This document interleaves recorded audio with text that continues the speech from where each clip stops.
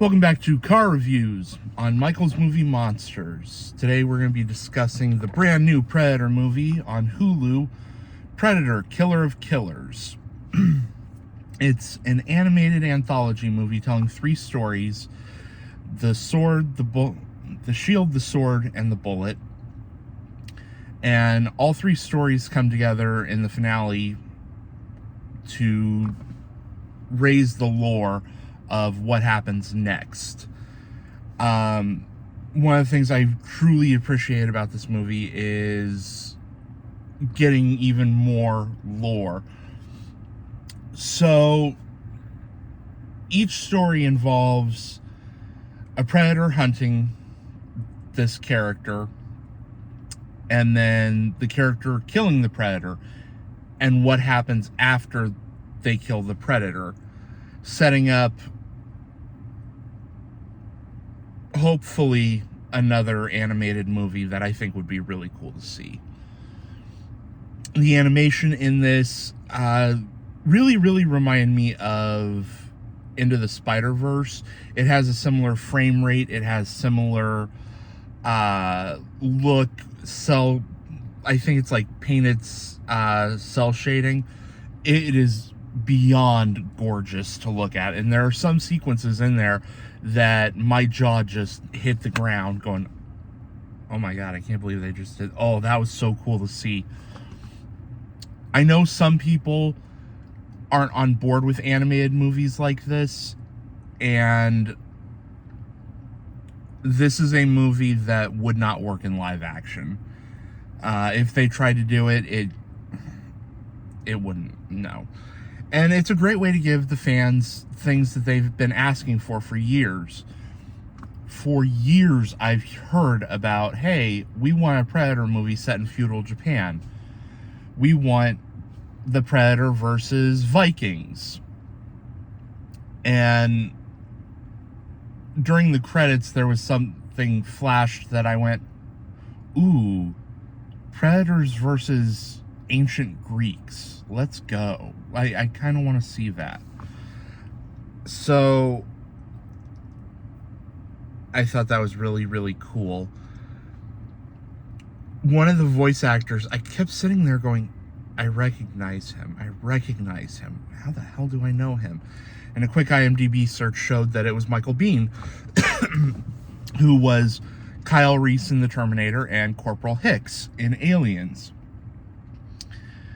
And there have only been 3 actors who have been in all 3 franchises, and it's Lance Henriksen, Michael Biehn, and Bill Paxton. Huh.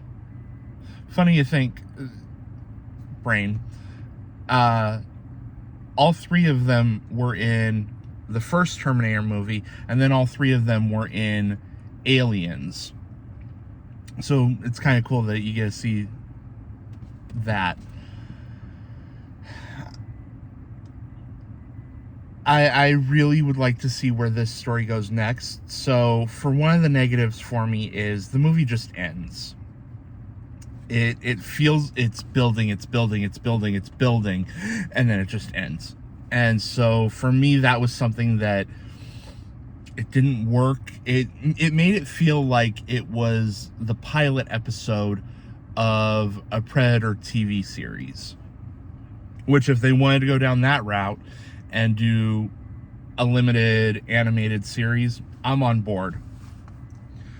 When the trailer first came out and we kept seeing flashes of different time periods, I thought it was going to be an animated series.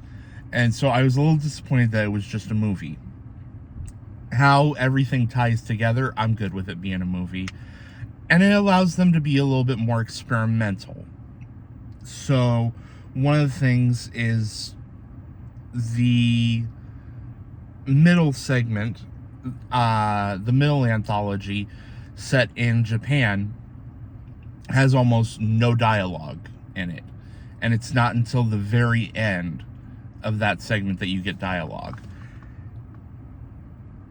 Something that I thought was really cool that they played well with is once these 3 characters get together, they're from different time periods. They're also from different countries, different regions, so there is a communications barrier between them. So you have your Icelandic queen, your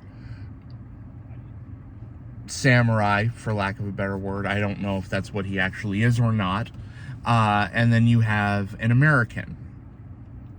And you get to see how they are trying to work together or fight each other when they can't understand each other. So I thought that was really cool. So to get into a spoiler, the last shot of the movie, the two escape on the ship, and the big predator that is conducting this game, this battle arena, says, you know, let's go get him. And then it cuts to the title, and it comes back, and you see that the Icelandic woman has been frozen cryogenically. And they're wheeling her past all these frozen containers. And I was going, okay, they're going to show Dutch. They're going to show Arnold Schwarzenegger's character.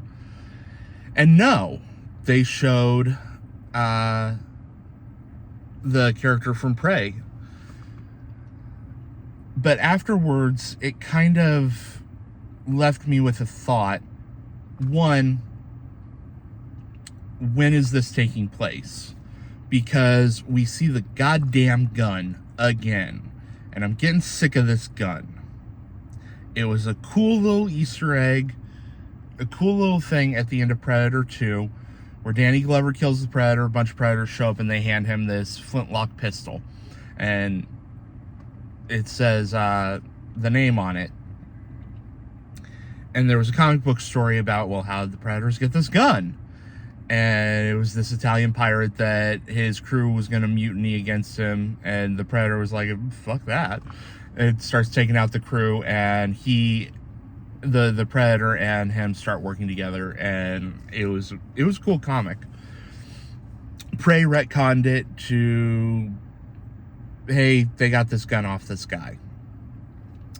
The French, one of the French traders had it, and gives it to Naru, I think is how it's pronounced. It's been a while since I've watched Prey.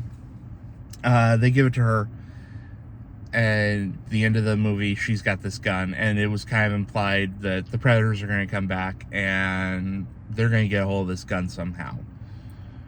We know now they came back, they grabbed her, they froze her, and they've got the gun. Sick and tired of this damn gun. We know 1997, after Danny Glover defeats the Predator, he gets the gun. But there's kind of this implied thing by the very ending that just because you defeat a Predator does not mean you're safe. It kind of implies they're going to come back for you and take you to their battle world. I don't know if the battle world is the Yautja home planet or not. I'd be curious for that to get clarified in a sequel. But yeah, all in all, I enjoyed it. I know Dan Trachtenberg directed Prey. He directed this, and then he's directing Predator Badlands, which comes out towards the end of the year. I'm on board for whatever comes next from him in this franchise. So, highly recommend if you're a Predator fan, if you're an animated fan, any of that stuff, check it out.